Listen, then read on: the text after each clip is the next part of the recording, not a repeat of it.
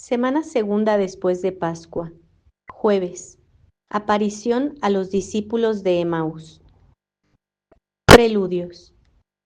Imagínate a los discípulos tristes y desconsolados, caminando de Jerusalén a Emaús, conversando entre sí de las cosas ocurridas en Jerusalén. Mira con cuánta docilidad oyen a Jesús, aunque no le conocen. Oye tú con docilidad la palabra divina. Punto 1. Jesús camina con los discípulos. Considera la causa de salirse de Jerusalén estos dos discípulos, que fue por alejarse del lugar que tenían por peligroso y tomar algún alivio en Emaús, de donde era natural uno de ellos. Pero la causa mística fue para que entendamos cómo el miedo y la tristeza suelen ser ocasión de salirse el alma de Jerusalén, que quiere decir visión de paz y de la compañía de los discípulos de Cristo, que son los buenos, por buscar algún alivio y regalo en medio de personas mundanas, tomando en esto consejo muy errado, pues pongo a riesgo el consuelo divino por buscar el terreno. Considera luego las causas por que Jesús se dignó aparecérseles en este camino. La primera fue la compasión que tuvo de ellos, deseando como buen pastor recoger a estas dos ovejas descarriadas y volverlas al rebaño, para que entendamos cómo no se descuida de este oficio, acudiendo con su misericordia a nuestra mayor necesidad y siguiendo los pasos del que se va alejando de él hasta que le da alcance. La segunda fue porque iban desconsolados, y es muy propio de Cristo asistir con los tales para moderar su tristeza y darles algún alivio en ella. La tercera fue porque iban hablando cosas buenas, y gusta Cristo de asistir con los que hablan cosas semejantes, terciando en medio de sus buenas pláticas. Y así dijo: donde quiera que estuvieren 2 o 3 juntos en mi nombre, allí estoy yo en medio de ellos. De donde sacaré cuán acertado es hablar siempre de Dios y entretenerse en semejantes pláticas, especialmente en tiempo de trabajos. Y al contrario, cuán malo es hablar de cosas profanas, porque Cristo no se juntará con los que las hablan, antes huirá de ellos. Últimamente ponderaré cómo los ojos de estos discípulos estaban impedidos para no conocer a Cristo por su poca fe, por lo cual nuestro Señor permitió este impedimento hasta que su fe se fuese perfeccionando. Otra causa fue la mucha aflicción interior que tenían, significándonos por esto nuestro Señor, que muchas veces está con nosotros en las tentaciones y trabajos, ayudándonos a pelear y sufrirlos con paciencia. Pero nosotros no reparamos en ello. Antes pensamos que está ausente porque no sentimos el favor de la sensible consolación. Punto 2. Los discípulos descubren su llaga. Considera la suavidad de Cristo en el trato con estos discípulos para hacerles descubrir la llaga de su infidelidad y curársela de raíz, para lo cual les pregunta de lo que tratan, y se hace el que no sabe nada, porque gusta oírlo de su boca, y en especial se recrea con oír contar las cosas que por nosotros ha padecido, de donde has de sacar cómo es propio del Espíritu de Cristo, con sus inspiraciones, provocarnos a hablar para dos cosas, es a saber, para publicar las grandezas de Dios a gloria suya y para descubrir nuestras miserias por ser curados de ellas.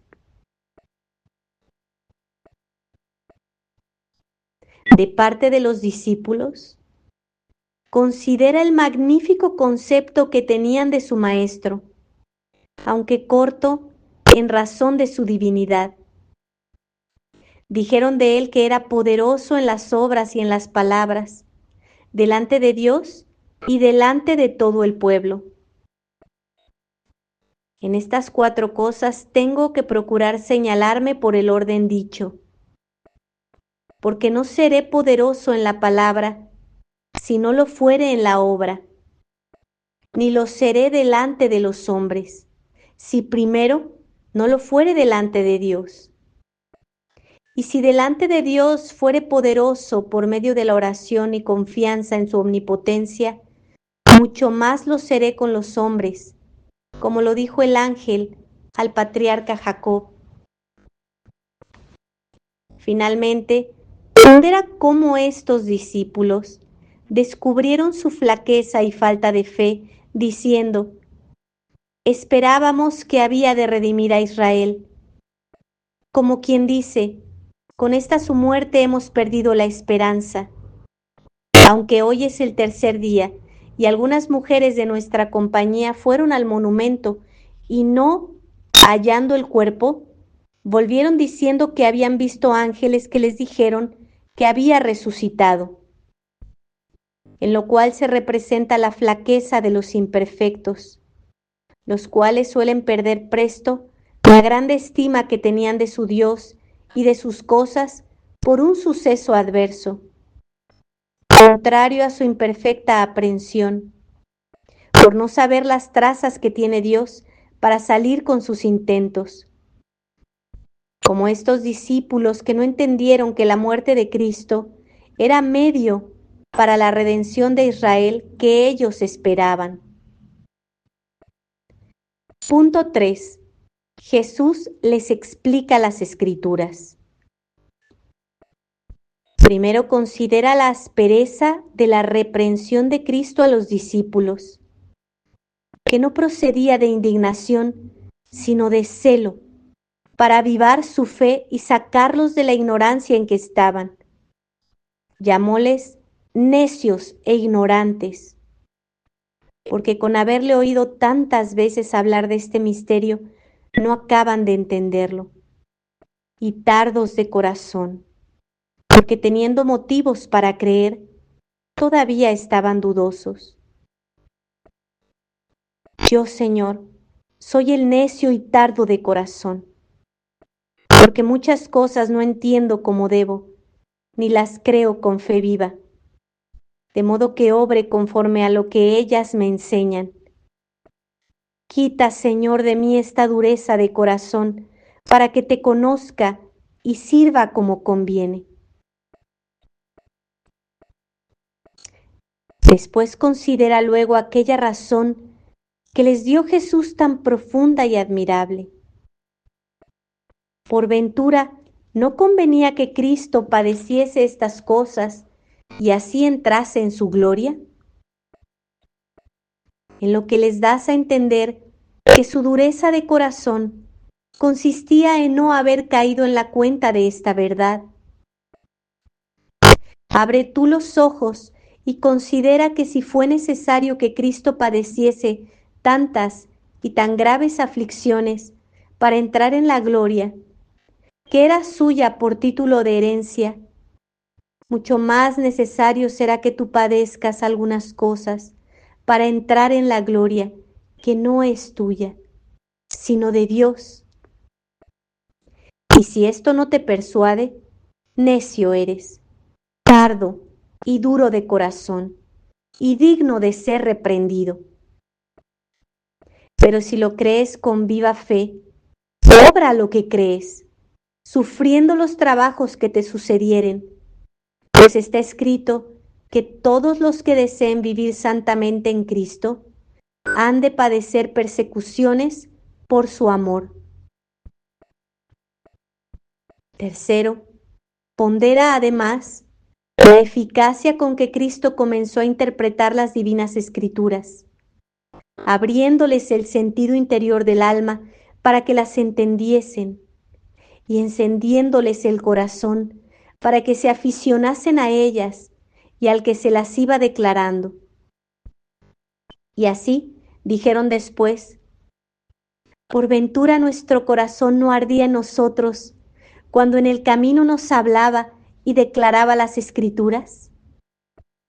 A esta declaración llaman abrir las escrituras, que para ellos estaban cerradas, sacando a luz los misterios que allí estaban escondidos. De rodillas. Coloquio.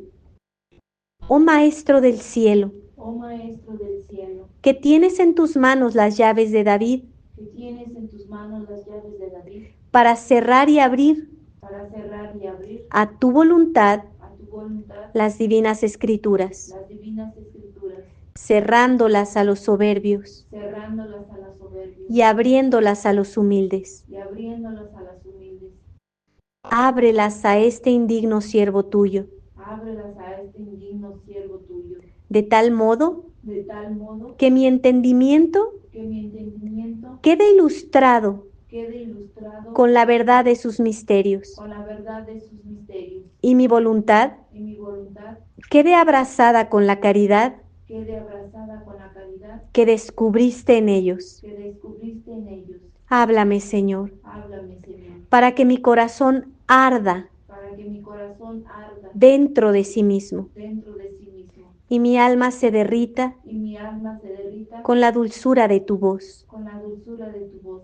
Merezca yo, Merezca yo, como esos dichosos discípulos, como esos dichosos discípulos, oírte a ti, oírte a ti, Divino Maestro, divino Maestro, cuyas palabras cuyas palabras son hachas son hachas que lucen y arden, que lucen y arden, alumbran alumbran y encienden y encienden a los que las oyen. a los que las oyen. Propósitos. Hablar siempre de Dios y de cosas santas para merecer que Jesús esté en medio de nosotros.